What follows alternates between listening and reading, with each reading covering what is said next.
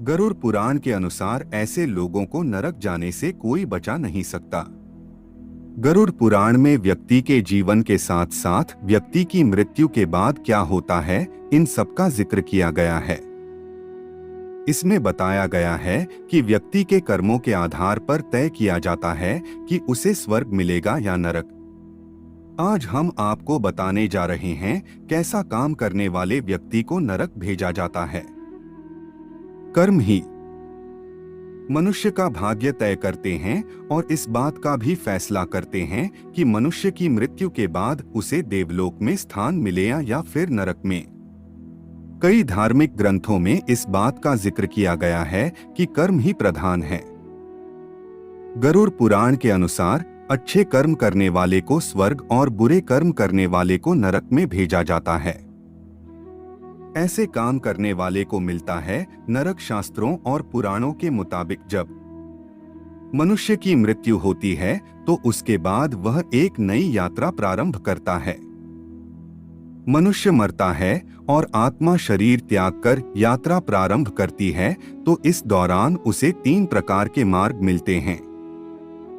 मृत व्यक्ति किस मार्ग पर जाएगा इसका फैसला और कोई नहीं बल्कि उसके कर्म करते हैं। पहले मार्ग अर्ची मार्ग, दूसरा धूम मार्ग और तीसरा उत्पत्ति विनाश मार्ग। देवलोक और ब्रह्मलोक की यात्रा के लिए अर्ची मार्ग होता है। धूम मार्ग पितृलोक की यात्रा के लिए और उत्पत्ति मार्ग विनाश मार्ग नरक की यात्रा पर ले जाता है। आज हम आपको बताने जा रहे हैं कौन लोग जाते हैं विनाश मार्ग यानी नरक में। गरुड़ पुराण में बताया गया है कि जो व्यक्ति कुएं, तालाब या किसी और पानी के स्रोत को नुकसान पहुंचाता है या उसे दूषित करता है तो उसे नरक में जाना पड़ता है। ऐसी जगहों का हमेशा आदर करना चाहिए जहां से हमें जल मिलता है। गरुड़ पुराण के अनुसार जो व्यक्ति जीवन में भगवान का नाम नहीं लेता, न ही भगवान शिव और विष्णु का चिंतन करता है, ऐसे लोगों को नरक ही प्राप्त होता है। जिस व्यक्ति के मन में लालच हो और वह दूसरे की संपत्ति या धन पर हड़पने के लालच से नजर रखें, इसके अलावा जो व्यक्ति दूसरों की गुणों में दोष निकाले और हमेशा दूसरे व्यक्ति से ईर्ष्या करने वाले व्यक्ति को नरक। इसका मतलब यह हुआ है कि सबके हिसाब से हर व्यक्ति की मौत उसी समय तय हो जाती है जब उसका भाग्य लिखा जाता है। जन्म का समय हो या मरण का समय, सब कुछ पहले ही तय होता है। लेकिन क्या आप सभी को यह लगता है कि ये बात सच है? मृत्यु का जो समय है वो निश्चित है या नहीं, इस बात के बारे में कोई भी अनुमान नहीं लगाया जा सकता है और न ही कोई सटीक उत्तर दिया जा सकता है। इसको लेकर सबकी अपनी अपनी राय है।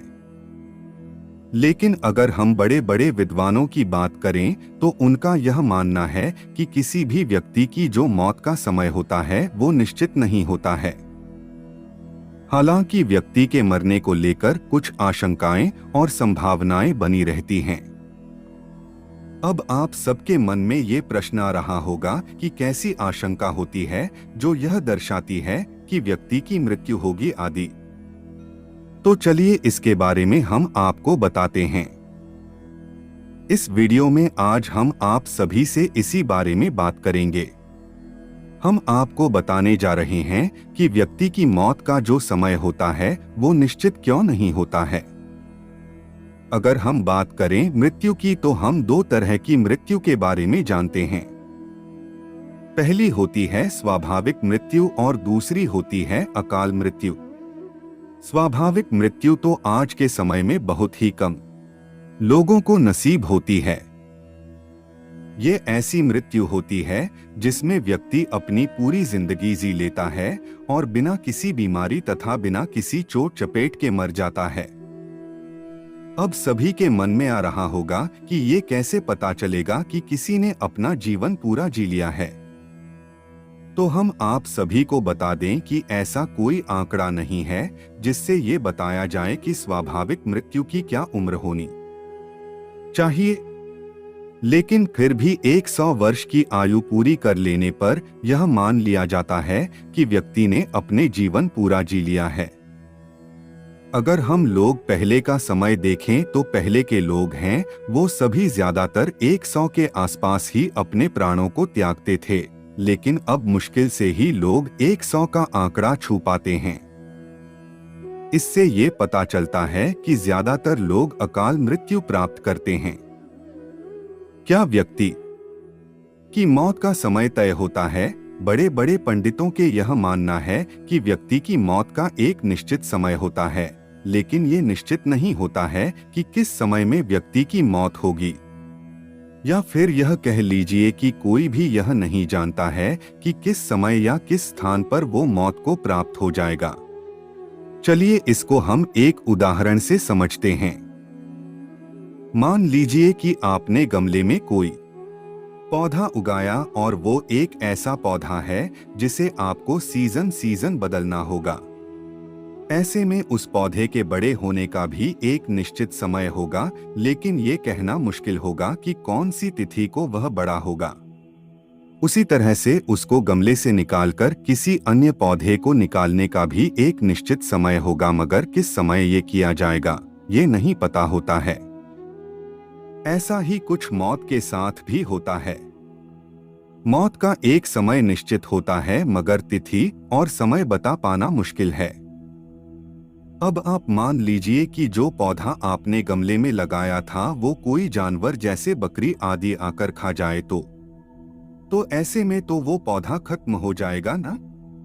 लेकिन उसका समय तो निश्चित था, बावजूद उसके वो नहीं बच पाया। इसी को कहते हैं अकाल मृत्यु, जहां पर व्यक्ति की मौत का समय भी निश्चित नहीं होता है। हम इंसानों का जीवन तो पूरी तरह से कठिनाइयों से भरा हुआ है। हमेशा कोई न कोई समस्या आती रहती है।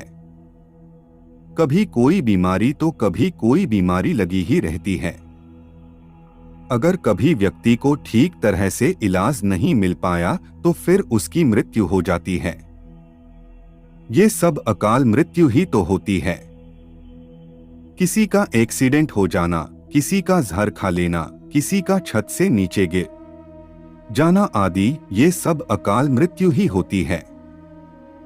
इसमें व्यक्ति के मरने का समय निश्चित नहीं होता है।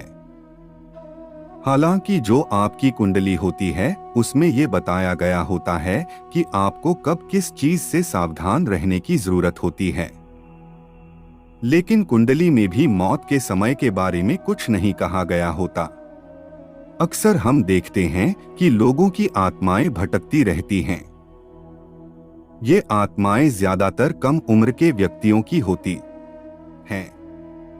कम उम्र की आत्मा के भटकने के पीछे यह कारण है कि वो लोग अपना जीवन पूरा किए बिना ही अपने प्राणों को त्याग देते हैं। फिर जितना समय उनको दिया गया था शरीर को धारण करने के लिए, वो उसको बिना पूरा किए ही चले जाते हैं और उनकी आगे गति नहीं हो पाती है। उनकी इच्छाएं वगैरह भी सब अधूरे रह जाते हैं, जिसकी वजह से वो भटकते रहते हैं। फिर जब उनका समय